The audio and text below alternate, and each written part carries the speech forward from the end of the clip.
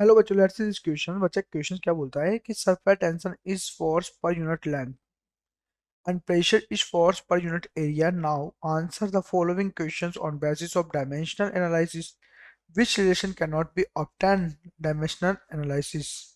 चलो देखते हैं यहाँ पर हम लोग सबसे पहले इस क्वेश्चंस का की कंसेप्ट हम लोग यहाँ लिखेंगे। की कंसेप्ट देखेंगे तो यहाँ क्या होगा कि हम लोग को क्या क्या दे रखा है, प्रेशर दे रखा है। ठीक है, डायमेंशन सरफेस टेंशन की इसने बात की है। ठीक है, तो हम यहाँ बात करेंगे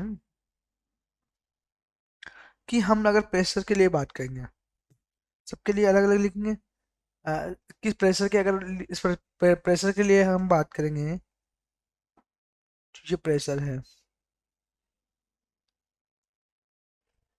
क्या हो जाएगा इसका फॉर्मूला, फोर्स अपॉन एरिया।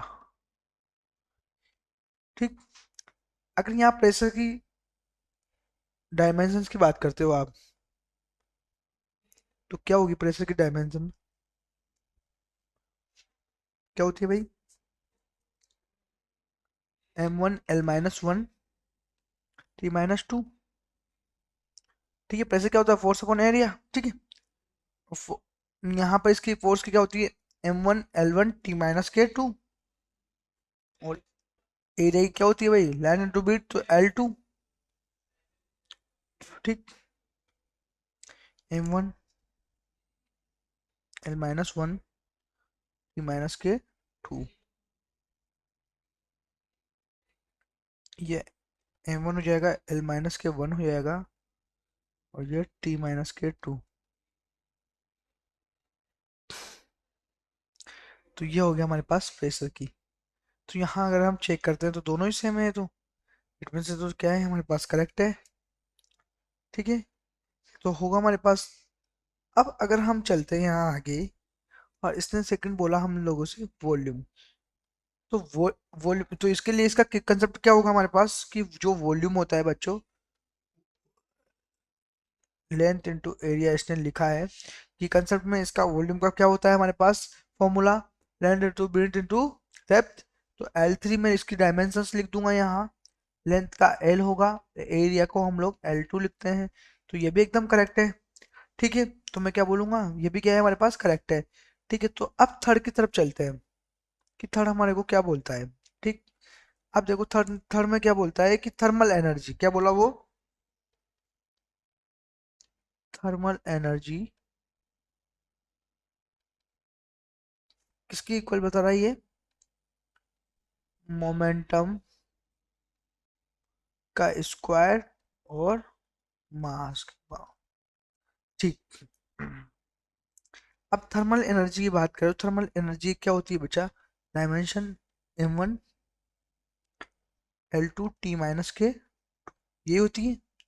ठीक है, यहाँ अगर देखते हैं हम लोग तो ये क्या हो जाएगा, m1 L1 T-के 1 का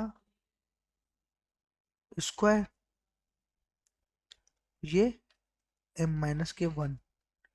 ठीक, अब देखो बच्चों एनर्जी, अगर मैं बात करूँ तो m इक्वल टू मोमेंटम की बात करते हैं, मोमेंटम की।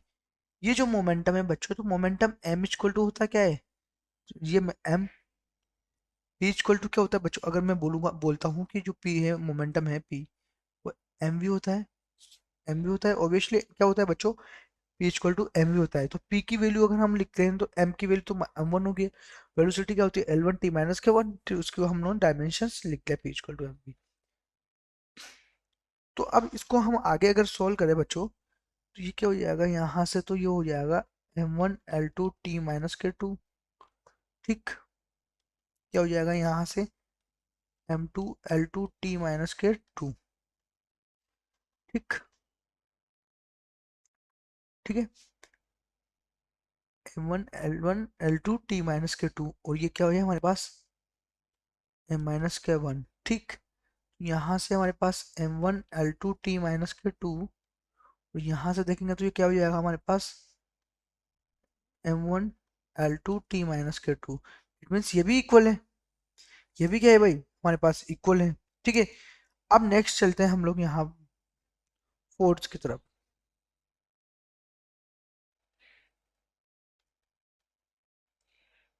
ठीक। और फोर्थ पे जब चलते हैं तो इसने बोला कि डिस्टेंस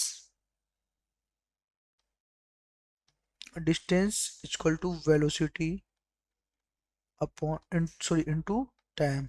डिस्टेंस की क्या होती है एल, वेलोसिटी क्या होती है बच्चों यहाँ पर एल वन टी माइनस के वन, टाइम क्या होता है बच्चों यहाँ पर टी वन, तो यहाँ से क्या हो जाएगा ये एल वन, ये हमारे पास होता है। ठीक है, तो ये भी हमारे पास क्या है, ये इक्वल आ रही है दोनों साइड तो बराबर है। बट मैं बोलता हूँ यहाँ कि हमारे पास ये सब चीजें को फॉर्मूला तो एकदम क्या है हमारे पास सही है, तो डिस्टेंस क्योंकि वेलोसिटी को हम लोग क्या लिखते हैं बेटो, वेलोसिटी को हम लोग क्या लिखते हैं, हम लोग वेलोसिटी को ये लिखते हैं हम लोग कि डिस्टेंस अपॉन हमारे पास जो भी डिस्प्लेसमेंट है वो अपॉन टाइम। ठीक है, तो ये भी सही है फॉर्मूला। लेकिन जो हमारे पास ये फॉर्मूला है थर्मल एनर्जी का, वो थर्मल एनर्जी का फॉर्मूला होता है del Q equal to M C del T. ठीक है, कि यहाँ पे ये फॉर्मूला होता है, लेकिन इसने दे रखा है मोमेंटम इनटू मास, तो मोमेंटम के फॉर्म में नहीं होता फॉर्मूला थर्मल एनर्जी का, तो इट मीन मैं बोल सकता हूँ कि यहाँ पर क्या होगा, इसकी डायमेंशन तो सेम है बट ये क्या होगा, ये जो रिलेशन है ये ऑप्टन डायमेंशनल एनालिसिस के अकॉर्डिंग एकदम सही नहीं होगा, तो ऑप्शन पर यहाँ पर क्या होगा, करेक्ट ऑप्शन होगा। I hope you understood. Best of luck.